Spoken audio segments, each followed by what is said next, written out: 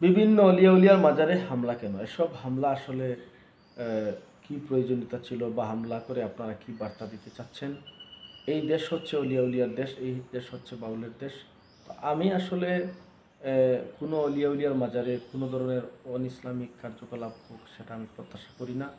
যদি এমন হয়েও থাকে, কারণ শুধু যে মাজারে অন-ইসলামিক কর্মকাণ্ড হয় এমন কোনো কথা নয়। অন-ইসলামিক কর্মকাণ্ড বিভিন্ন জায়গায় হতে পারে। একজন মুসলমান হিসাবে এসব অন-ইসলামিক কর্মকাণ্ডের প্রতিবাদ করা জরুরি। কিন্তু এই প্রতিবাদের বাসাটা হতে হবে ধর্মীয় দৃষ্টিকোণ থেকে। কারণ ইসলাম হচ্ছে শান্তির ধর্ম।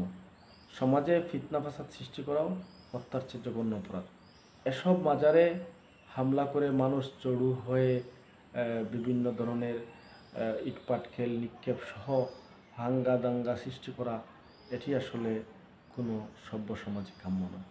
যদিও যে কোনো জায়গায় এরকম কোনো অন-ইসলামিক সামাজিক কর্মকাণ্ড আপনাদের চোখে পড়ে, সেখানকার স্থানীয় জনপ্রতিনিধি, স্থানীয় গণ্যমান্য ব্যক্তিবর্গ, মাজার কমিটি, স্থানীয় প্রশাসনদের সাথে বসে কথা বলে এইখানকার যে অপরাধমূলক কর্মকাণ্ড হয় সেটি তুলে ধরে যদি অন্যভাবে এই জিনিসটা করা যেতে পারত, তাহলে সাধারণ মানুষ এটাকে ভালো চোখে দেখত। কারণ একটি মাজারে হামলা করে যে সেটি বন্ধ করে দেওয়া হবে, এটি আমার মনে হয় সম্ভব নয়। হামলা যে কোনো দাঙ্গা আসলে কোনো জিনিসের সমাধান নয়। এটাকে মানুষকে মোটিভেট করতে হবে, মানুষকে বোঝাতে হবে। এছাড়া এখানে ওয়াজ নসিহতের মাধ্যমে বিভিন্ন আলিমুলামা রয়েছেন।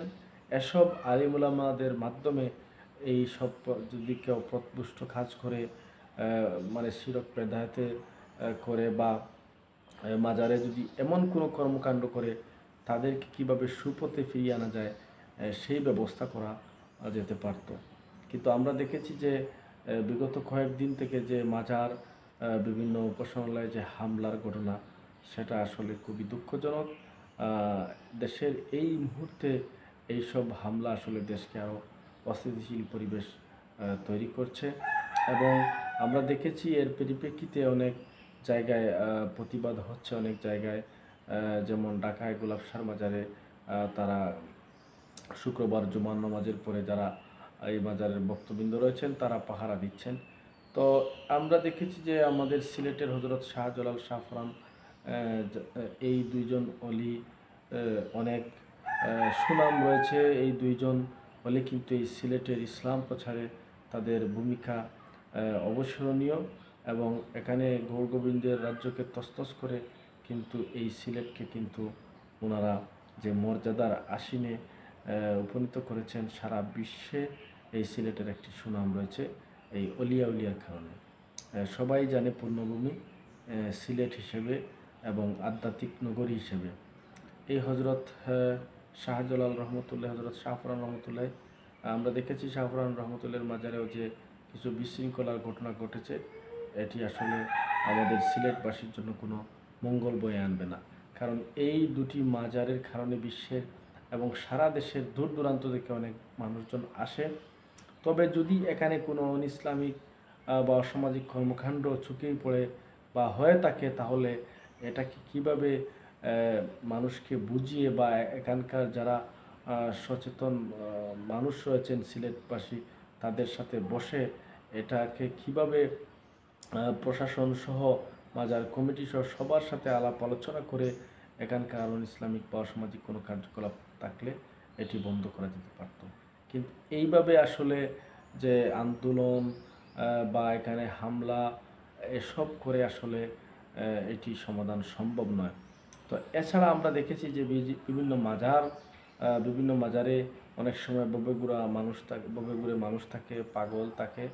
আসলে তারাও যে কিছু মানুষ আছে যারা পাগল, তারা অনেক সময় তাদের থাকার কোনো জায়গা নাই বা হয়তো কোনো স্থান নেই, তারা অনেক সময় মাজারে আশ্রয় নেয়। তো এইসব মানুষ আসলে এই ববেগুড়ে পাগল মানুষদের উপরও আসলে হামলা কোনো অবস্থাতেই কাম্য নয়। তো আমরা সবাই, আমাদেরকে আল্লাহ যেন বুঝার তৌফিক দান করেন এবং এই যে অপরাধ কর্মকাণ্ড হচ্ছে বা হয়ে থাকে, এটা শুধু যে মাজার কেন্দ্রিক হয়ে থাকে এমন কোনো কথা নয়। অপরাধ বিভিন্ন জায়গায় বিভিন্ন এই আধ্যাত্মিক নগরীতে আমরা দেখেছি যে কোর্ট পয়েন্ট এলাকায় বিভিন্ন হোটেলেও অনেক অপরাধমূলক কর্মকাণ্ড হয়। আমরা সেগুলোরও প্রতিবাদ করতে পারি, কিন্তু শুধু যে মাজারকে কেন্দ্র করে যদি এইভাবে ঘটনা ঘটে থাকে, তাহলে দেশের পরিস্থিতি আরও অবনতি হবে এবং এটি আমাদের জন্য কোনো সুফল বয়ে আনবে না।